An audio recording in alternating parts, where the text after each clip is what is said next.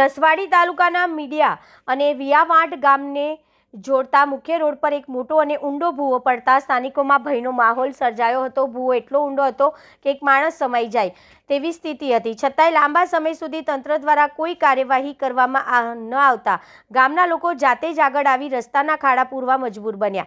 સ્થાનિકોના જણાવ્યા મુજબ નસવાડી, બોડેલી, ડભોઈ, વડોદરા તેમજ રાજપીપળા જવા માટે આ માર્ગ મહત્વનો છે। આ વિસ્તારમાં આવેલા 25થી વધુ ગામોના લોકો રોજબરોજ આ રસ્તેથી અવરજવર કરે છે। ભૂવાના કારણે અગાઉ 2 થી 3 અકસ્માતો થયા હોવાનો પણ ગ્રામજનોએ આક્ષેપ કર્યો છે। વારંવાર રજૂઆતો છતાં તંત્ર દ્વારા ખાડા ન પૂરાતા અંતે ગામ લોકોએ પોતાની સુરક્ષાની ચિંતા કરીને શ્રમદાન કર્યું અને રોડ પર પડેલા ખાડા જાતે પૂર્યા હતા। ગ્રામજનોએ તંત્ર સામે નારાજગી વ્યક્ત કરતા જણાવ્યું હતું કે જો સમયસર કામગીરી કરવામાં આવી હોત તો અકસ્માતો ટાળી શક્યા હોત તેમ હતા। સ્થાનિકો દ્વારા તાત્કાલિક કાયમી મરામત કરવાની માંગ ઉઠી છે, જેથી ભવિષ્યમાં ફરી આવી સ્થિતિ ન સર્જાય। હા, જય જોહાર, જય આદિવાસી। આજે આ સમાજના તમામ યુવાનો સ્વયંભૂ પોતાના રીતે અહીંયા રોડમાં બહુ મોટો ખાડો પડી ગયેલો છે, એટલે એ ખાડાનું પૂરણ કરવા માટે અમે લોકો અહીંયા આવેલા છે। તમે જોઈ શકો છો। ત્યારે સરકારને અમે કહેવા માંગીએ છીએ, તમે વિકાસની ખૂબ મોટી વાતો કરો છો, ત્યારે તમારો વિકાસ અહીંયા ખૂબ સારી રીતે ખુલ્લો પડી જાય છે। સમાજના નેતાઓને પણ હું કહેવા માંગુ છું, તમે જ્યારે ચૂંટણી આવો છો ત્યારે આજે તમે દોડતા થઈ ગયેલા છો, પણ સમાજ તમારી પર ખૂબ સારી રીતે નજર રાખી રહેલો છે। સમાજ તમને જોઈ રહેલો છે, તમને ખૂબ સારી રીતે સમાજ જવાબ આપવાનો છે।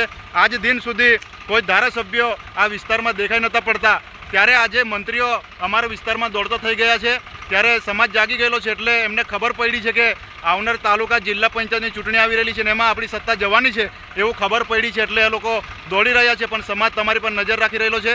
આ ખાડો એક માણસ પૂર જેટલો ખાડો અહીંયા પડી ગયેલો છે, છતાં પણ તમે કોઈ ધ્યાન આપતા નથી અને તમને દેખાતું નથી। અમારા 20 થી 25 ગામના લોકો આ જ રોડે વડોદરા હોય, રાજપીપળા હોય કે પછી અમદાવાદ જવાનું હોય તો આ જ રોડે અવરજવર કરે છે।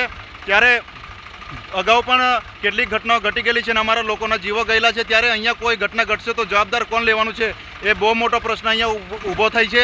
એટલે અમે સરકારને કહેવા માંગીએ છીએ, તમે વિકાસની બહુ મોટી વાતો કરો છો, ત્યારે તમારો વિકાસ ક્યાં ગયો?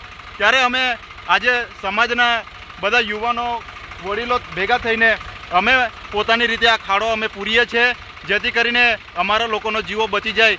એટલે અમે આ બધું મહેનત કરી રહેલા છે। ધન્યવાદ, જોહાર, જય આદિવાસી। અભિસિંહને એવું કહેવા માંગીએ છીએ અમે કે હર હંમેશા એવું કહે છે કે રોડ રસ્તા અમે લોકોટી રખડે એવી રીતે રસ્તા બનાવી દીધા કહેવાય છે।